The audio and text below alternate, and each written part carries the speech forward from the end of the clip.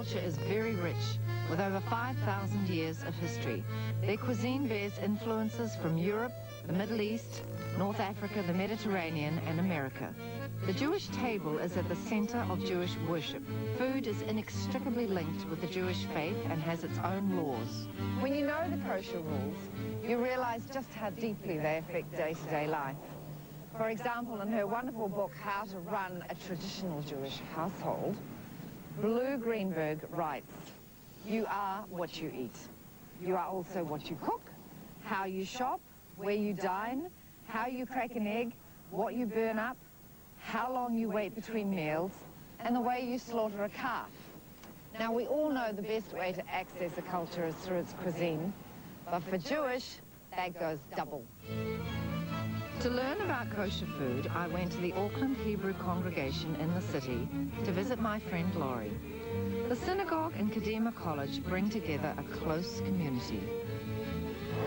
It's very all-encompassing and circular. You feel very protected when you come in here, don't you? Yeah, it's our community centre. So on this side, we're representing on one side the school, the synagogue, the shul, a shop where you can buy your food, always very important for the Jewish community. Okay, so if I learn everything about kosher food and how to cook kosher, am I going to learn a lot about Jewish culture? Yeah, you ingest it, don't you? You'll digest it. Really? Yeah. I mean, you can't not learn. Absolutely. If you can understand how kosher food is prepared, is eaten, the choices, the spiritual choices you have to make before you can pick up something to eat. Yeah. All right, from a prosaic perspective, from a simplistic point of view, going into a shop, picking up a product, looking for a label, looking for the ingredients, looking to see if it's got gelatin in it, that becomes a spiritual moment. So the whole preparation, the eating, the presentation of kosher food is the essence of Judaism.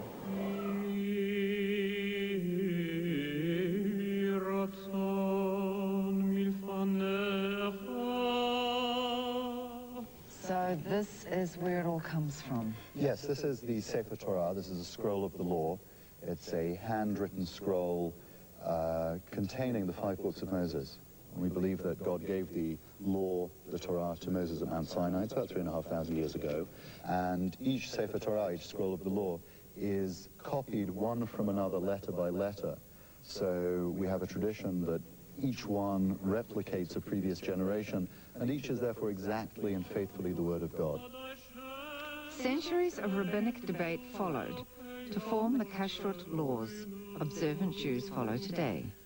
The word kashrut comes from kosher, which means appropriate or fitting, and is used widely today to talk about kosher food.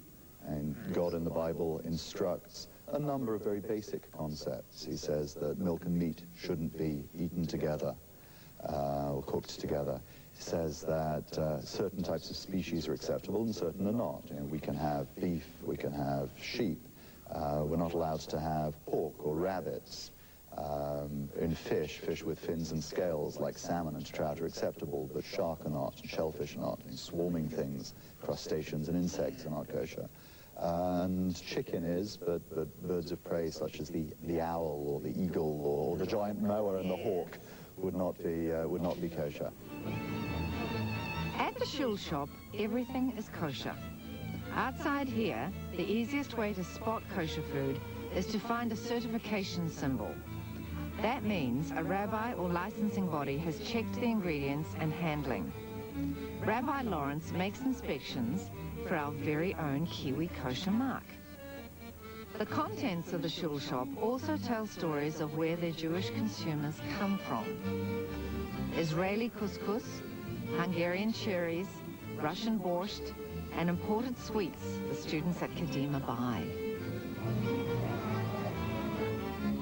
I want Friday's lessons to be given over to something to do with Shabbat. It's very important. Also, it's a Friday afternoon, I want to settle myself down before I go home, so we start to sort of relax a bit more on Shabbat, okay? It's Friday morning and the pupils at Kadima College, from the senior school to preschool, learn about one of the cornerstones of Jewish life, Shabbat. According to the Torah, after creation, God rested on the 7th day. It is one of the 10 commandments to observe this day of rest, or Shabbat. It is said that the Jews keep Shabbat and Shabbat keeps the Jews. It has kept Jews together and preserved their identity. Like many Jewish events, this celebration involves food and family. From preschool, the children learn to welcome in Shabbat and the blessings over the wine and the special bread called challah. One of the best ways to taste kosher food is, of course, in a Jewish home at Shabbat. But it's forbidden to work on Shabbat, so obviously we couldn't film then. And what I did was I went to the Goodman family home on another day, and we did a representation of what happens at a Shabbat dinner. That'll come later. Also, outside the kosher community, you can get Jewish-style food, and that's coming up next.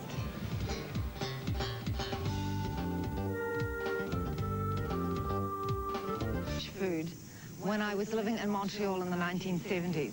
And the thing that was fascinating about it was that not only was it really unusual to me, but it tasted absolutely fantastic.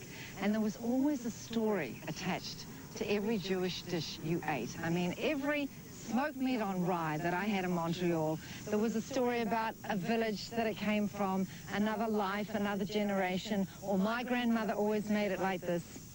And in fact, whenever you talk about Jewish food, it's a very romantic, nostalgic conversation, because in fact you're talking about a way of life that for a lot of people has completely disappeared. And when immigrants move to another country, often they're very poor and they come with nothing, and the only thing that they can bring that they know is not going to cost anything and it's not going to weigh anything is their culinary memory and their recipes. And they have always been passed down from generation to generation like love. Ask an average Kiwi to name a Jewish food and the answer will probably be bagel. It's a Yiddish name that comes from a German word meaning ring. Bagels were first heard of in the 17th century. After the siege of Vienna, they were sold in the streets to celebrate the victory over the Turks. The most traditional way of eating a bagel is with lox or smoked salmon, with capers and onions and lots of cream cheese. Some people say the bagel's round shape symbolizes the eternal circle of life. They used to give it as gifts to women in childbirth. It's also said to ward off evil spirits and bring good luck. And when Jewish immigrants arrived in New York, of course they brought the bagel with them, and that certainly was good luck for the Americans.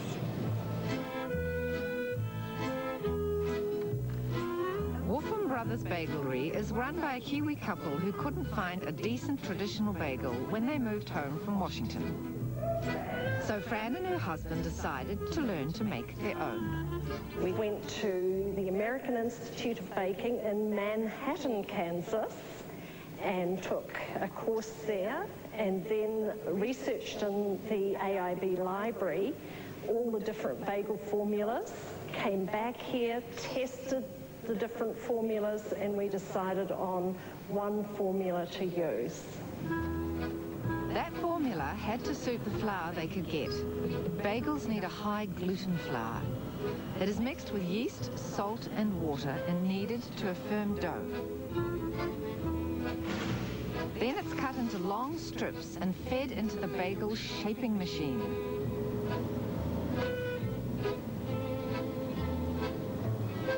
And the bagels magically come out in perfect round circles. Then they are left to rise. In the retarding process, that's a very important component. What does that mean? That means it sits in the cooler for 24 hours. And so what happens is that gives the taste, it gives the structure, it gives the starches that then come to the surface. Then they're brought out after 24 hours and then they are boiled. Boiling is what makes the bagel unique. This gelatinizes the starches to give the bagel its smooth, shiny skin. After 30 seconds or so, they are put into the conveyor belt forced heat oven. The bagel stays about the same size, just getting denser within its skin. Then it comes out shiny, golden, and bagelicious. Zabo's Delicatessen and Cafe in Newmarket. The shelves are groaning under the weight of food from all over the world. If it reminds you a little of the Dixon Street Deli in Wellington, it's not surprising, as the same family is involved in both. The Chait family's Jewish tastes are scattered around the deli like little clues. Matzos, macaroons, candied orange peel. Deborah, why did you open Zabo's? Well, I came to Auckland and I looked around and I couldn't find all the food that I love. Not a thing to eat. Well, no, that's not fair. But you know what? There's something about food, it's the food that you grew up with, that you loved. And I'd grown up with salsa olives. And I'd grown up with Herring. herring and wonderful cheeses and chocolate. Really good chocolate. Really good chocolate. Chocolate. Oh, with the little chopped eggs that go on the side. All that talk about food makes me feel like something sweet, something rich, something schmaltzy even. Deborah, what are you going to make for me today? We're going to make ragala. Ragala. Is that how you pronounce it? I heard you go before. No, you've got ragala. Ragala. And what's that? What is it? It's a cream cheese pastry wrapped in a crescent shape with different fillings. Okay, and where does that come from? It's an Eastern European specialty. We need flour, butter and cream cheese, apricot jam, raisins, cinnamon and nuts, icing sugar, raw sugar, chocolate, egg and vanilla essence. How do we start making this pastry? Well, we're going to put the cream cheese, the icing sugar, the butter, and some vanilla essence into the processor. Cream cheese in a pastry? Yeah. It's unusual. Yeah, but you know what? It's really lovely. It adds a lightness and a richness without an oiliness. Yeah. Deborah adds flour a little at a time to avoid lumps. Now, we're going to do 2 different fillings. And what we're going to do is do one on one half and one on the other half. Okay. So, the first one that we're going to do is going to be walnuts and chocolate. Actually, we should probably put the apricot jam on first. It's too late. We'll have to just drop it on from on Okay, high, we'll do that. We like lots of chocolate. Not art, this is life. On the other side, the filling is nuts, raisins, cinnamon and sugar. Now we make like pizza. Oh, you cut long, oh, I see. Then we're going to roll them up from the fat side. That's how you make the crescents or the croissant. Correct. Uh-huh. Okay, you start rolling yours. Okay. While I'm playing.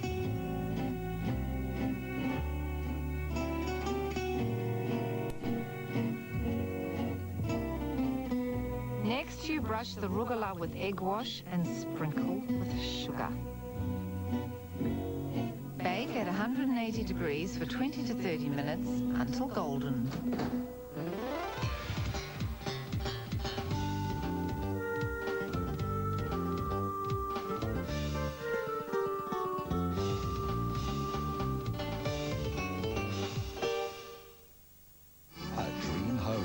On the market. Circumstances have changed for us. It's Friday afternoon. Jewish children from Kadima College go home with their families to welcome in Shabbat. They buy challah, the special Shabbat bread. This day of rest is a holy time with laws and customs as ancient as the Jewish people. It is also a family time where everyone gathers around the table. At the Goodman family home, the table is beautifully set with the best china and linen. Sally and her son Josh are making their own challah for the meal. A small piece of dough is set aside as a reminder of the ancient temple. Sally is a Jewish convert, having married into a Jewish family. Her introduction to the Jewish way of life began around a dining table eating gefilte fish.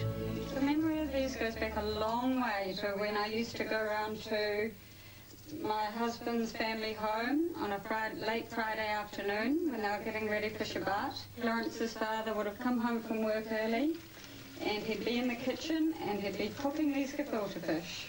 And is there a special sauce that you eat it with? Yes. We like to have it with crine, which is the Jewish way of having horseradish, and it's far, far more potent than the regular one that you buy in the bottles in the supermarket. And you grow it in your backyard? Yeah, we grow the root in our, the plant in our backyard. Yeah. It is minced with beetroot, then vinegar, salt and sugar are added. Tonight's meal is milkik, meaning dairy, so there can't be meat. Sally even has separate plates and cutlery for the two. For Sally, it has been a gradual but substantial change. Well, I came from a normal New Zealand family where milk and meat were mixed on a meal together, so the corned beef and the cauliflower cheese on the same plate. And then you go into a Jewish home and you go, oh, okay, this doesn't happen here. And just realising the differences that, especially with the food, just every time you went to eat something, every time you went to get a knife and a fork, it made you think. Shabbat begins with candle lighting. Kara recites the blessing. Baruch atah Hashem, Eloheinu melech haolam, asher kitshanu b'mitzvotav v'tzivanu lahadlik ner shel Shabbat. Everything is ready. Sally has family recipes like this cucumber salad and smoked roe cream, mixed with Sephardic dishes from North Africa and the Mediterranean. The family begin the meal singing Shalom Aleichem. Then Lawrence recites the Kiddush over a brimming cup of wine. The Kiddush retells how God completed creation on the sixth day and then set aside the seventh for rest. Baruch atah Adonai Eloheinu melech haolam barei pri hagafen. Amen. Josh has washed his hands before giving the blessing over the challah. Melech haolam hamotzi lechem min haaretz.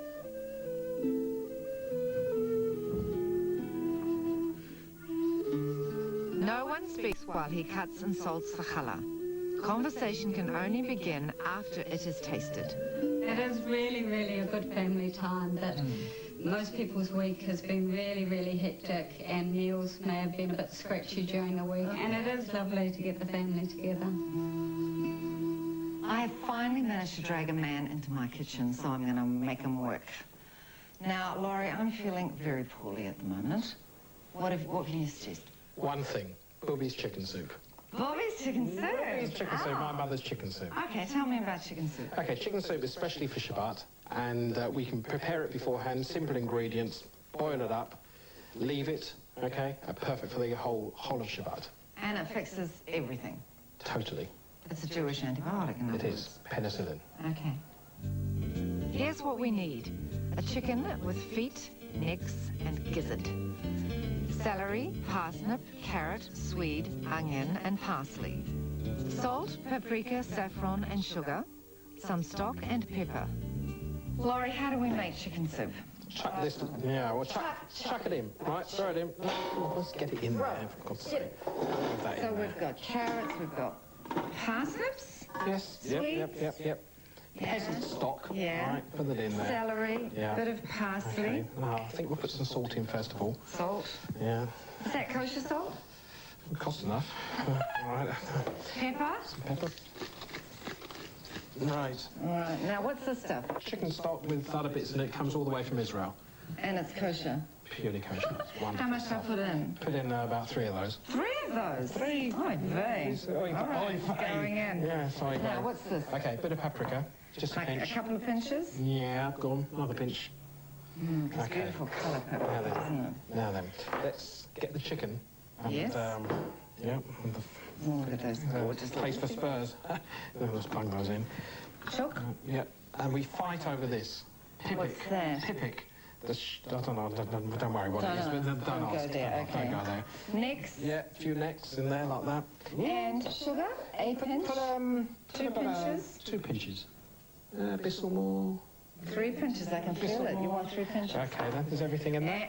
Now, this, a friend of mine from London, David, swears. Well, he swears a lot, but he swears by saffron as well. A pinch of saffron. A pinch of saffron. Yeah. Oh, is this costing? I bet they put saffron in the chicken soup in the ghetto. I Yeah, don't of course think they so. did. Okay, big pinch.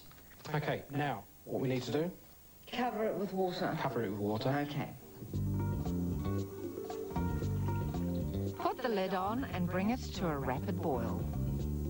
Right, now, This has just come to the boil.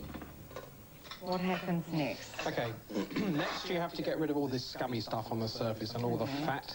The chicken fat comes off. So that's the skimming. That's the skimming. Laurie, what's your first memory of making chicken soup? I remember sitting on my grandma's lap. I must have been about 3 years old. And she was peeling carrots. I always remember that. And then Mum would be making the soup. So I had a good apprenticeship. Okay, now how long does it cook for? Okay, bringing it rapidly to the boil. Turn it down to a simmer. Adjust it for taste once it's been cooked for a while. And then let it simmer for about 1.5 to 2 hours.